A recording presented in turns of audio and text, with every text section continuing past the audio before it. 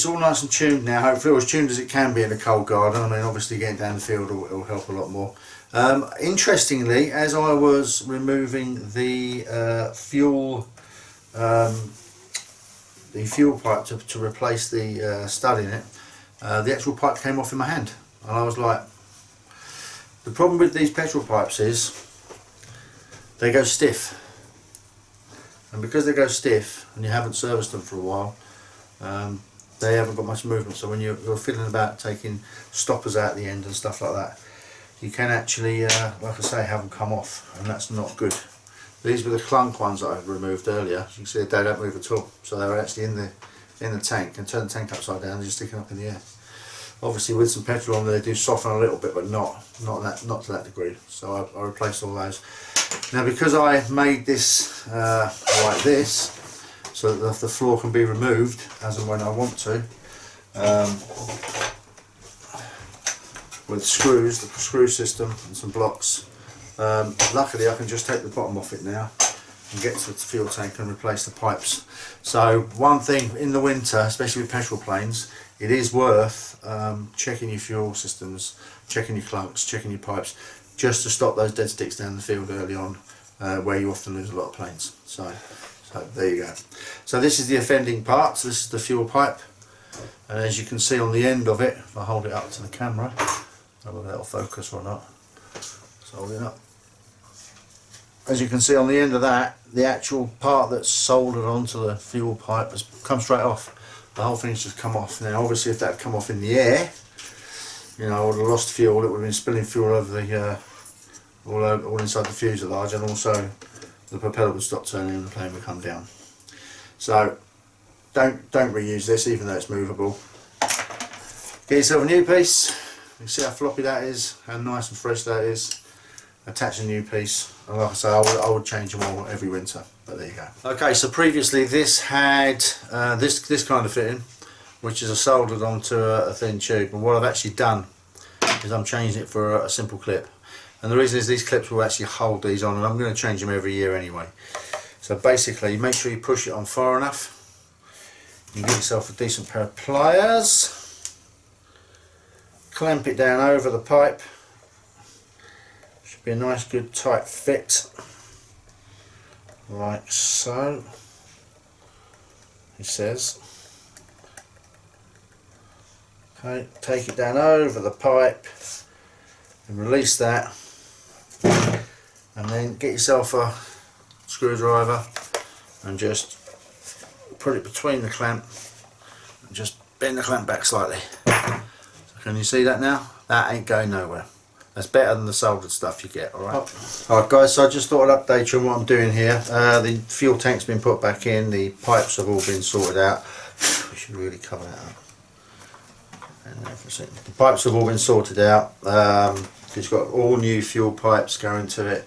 And let's say the other one actually came off as well. The other little pipe, where's it gone? It's here somewhere.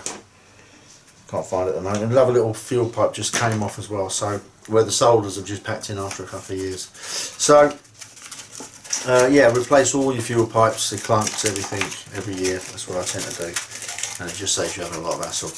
Now I've basically, what I want is the floor to be removable. So when on this model, the floor is not removable when you buy it. So because I've crashed it, obviously I can do what I want with it. So I've made a removable floor. Obviously the switches go here. This is for the fuel, the breather pipe. So now what I've done is I've screwed synode spruce here and in here, and the undercarriage obviously has the spruce as well.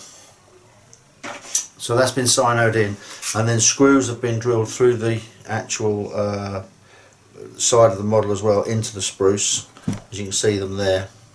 And the back ones, two long back ones, come in and lock in with that as well. So basically now what I do is I can put that on, screw it in place and remove it whenever I want, so I can do all the insides, the fuel tank, everything. So what I've done is the outside screws obviously will countersunk in.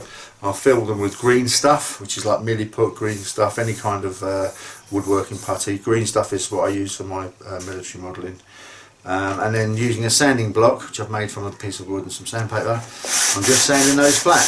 And the reason you use a sanding block as opposed to your finger is that you'll make little grooves and stuff and you won't get it dead flat. So when you put the covering on later, there'll be little bits and bobs sort of sticking up. So use a sanding block. Just rub that flat like that until it looks like this side, which I've done earlier. You can see it all nice and smooth down, yeah? And that's it. Once that's all done and it's been cleaned, I'll use a light wash.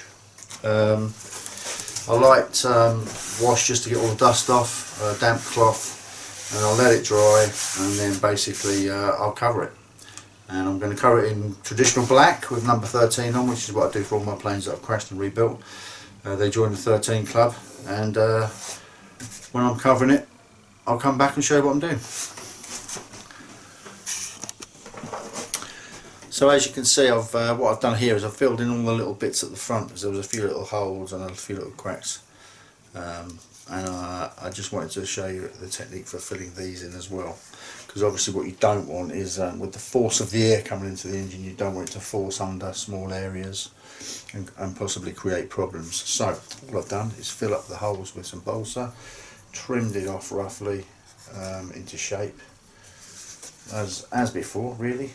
As before, and then using the technique I showed you before, I will, if I can find it, use some cyano, medium cyano, and I'll just pop it on over the creases, in the gaps, and then I'll just get rid of some of the excess there because there's a bit much on that. Okay, and then using a bit of sandpaper, again, you know, 80 sandpaper, lightly rub it over the area.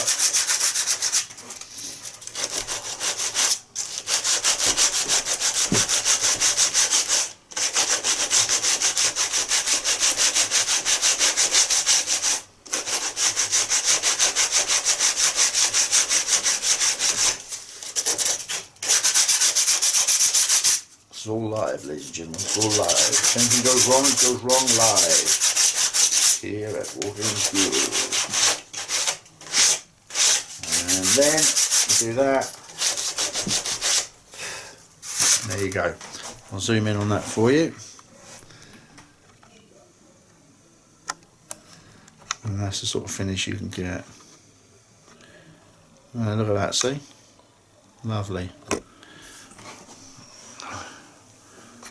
Back out. There you go. And that's the sort of finish you can get. All the gaps filled, everything smoothed off nicely. And then everybody thinks, God, he's a master modeler, look at the repair job he's done.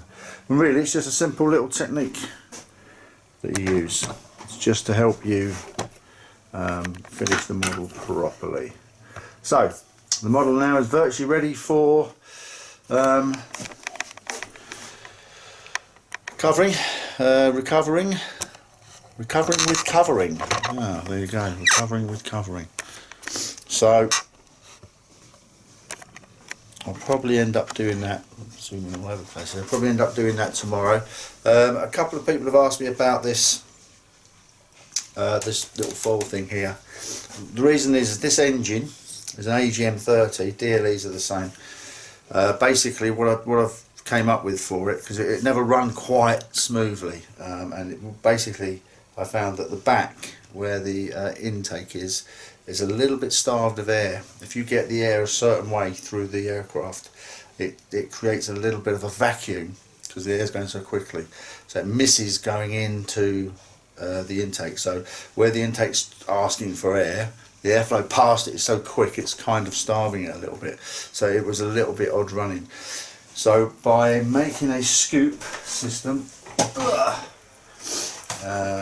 using this little hole here on the front, which lines up with this, it's just a bit of alley on the engine mount, shaped up, a little bit of foil at the back to hold it in place. Basically the air goes through the scoop,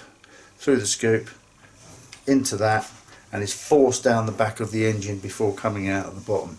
So what happens is that you're forcing lots of air into where the intake is, so the engine doesn't starve. So that's all that is, just in case people keep asking me what it is. Alright, so I'll put it all back together and we will get on. But I will do another video on this and the running of these engines so that I can help people who have problems with them. Cheers.